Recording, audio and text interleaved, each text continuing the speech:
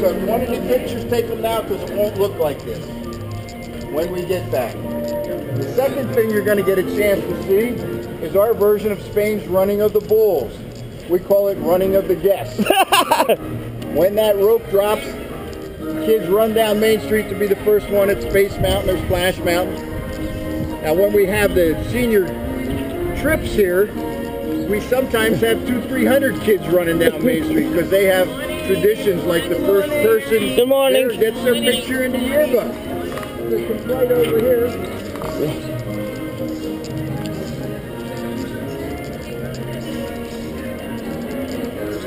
Good morning. There you see it, and that's Main Street. Wow. Now, you know, most of the towns along the railroad in the early days would build a beautiful train station. They would build a beautiful city hall, and many of them had a very pleasant town square like we have here. These were their welcome mats to the world as you got off the train and traveled through. They hoped you liked what you saw and would decide to live there and help grow the town. Now back then we didn't have all this blacktop concrete like we're standing on here. Most of our roads were dirt. Actually, one of the earliest recorded uses of blacktop was in Washington, D.C. In 1876, they paved Pennsylvania Avenue, preparing to celebrate our country's 100th birthday. Before that, like I said, most of our roads were dirt. If it rained, our roads became mud. If it rained yesterday, the muddy roads were full of ruts. The cars of the day, even the horses and buggies, would get stuck in that mud. Trains, of course, didn't have that problem. The other thing was we didn't have to put the trains in the barn if there was a thunder and lightning storm. Now, Walt was actually born in Chicago, not in Marceline, in 1901. He moved to the farm at a very early age, just outside of Marceline. The Santa Fe Railroad ran right by the farm. Now, Marceline was not only a farming community, but there were 7 coal mines in the area. A lot of coal trains going right by the farm. And in the early days of our country, if you lived anywhere but Florida, you had a basement with a coal stove in it and pretty much heated our country. Now, Walt, as a young man, would run out through the fields waving to the firemen, waving to the conductors. He would get out there and put his foot on the rail to feel the power of the train. He did that his whole life. Now here's Walt living out in the middle of our country. Back then there was no TV.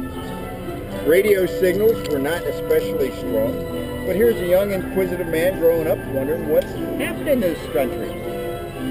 Well, where'd Walt get his news? Well, occasionally there was the visit to Marceline. On the way to Marceline there was a 10-bay maintenance roundhouse. The engineers and firemen would stand around the roundhouse talking about the news of the day. Most of our news was transferred back then by word of mouth.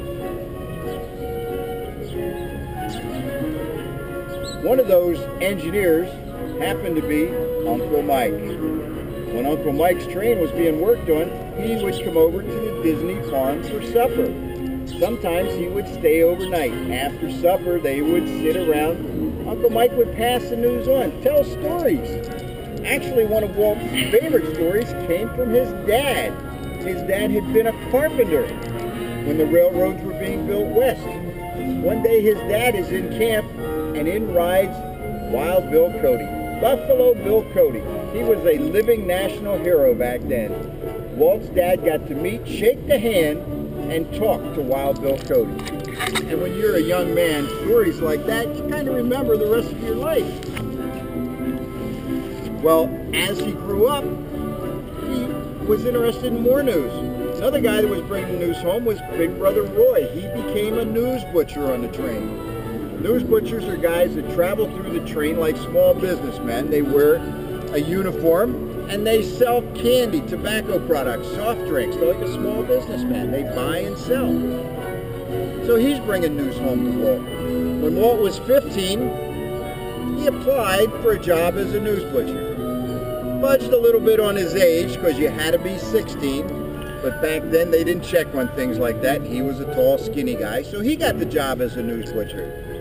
Well, what Walt didn't know was that he needed to have 30 bucks to buy his uniform and the first products that he'd be selling.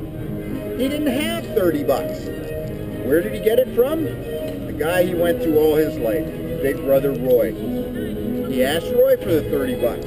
Roy's thinking, well, my brother's an artist. He's a little different. It might do him good to become a small businessman, learn how to handle money, buy and sell products.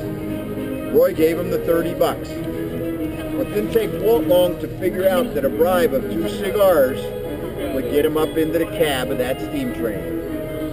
So Walt would hustle through the train selling his products, grab 2 cigars, throw the box in a corner, and head for the cab. When asked about it, Walt said, well, you know, that summer was really not financially very successful. But it was the best year of my life. He had a ball firing up and operating that steam train. He learned everything there was to know about steam trains. When Roy was asked about it, Roy said, well, you know, this was not the first time, nor would it be the last time that I gave money to Walt that was never seen again. Okay? With that, we're going to step in under the train station. I'm going to introduce you to our 4 trains. We're going to work our way around there. By then, the morning show will be open, and we'll catch our train back to the roundhouse.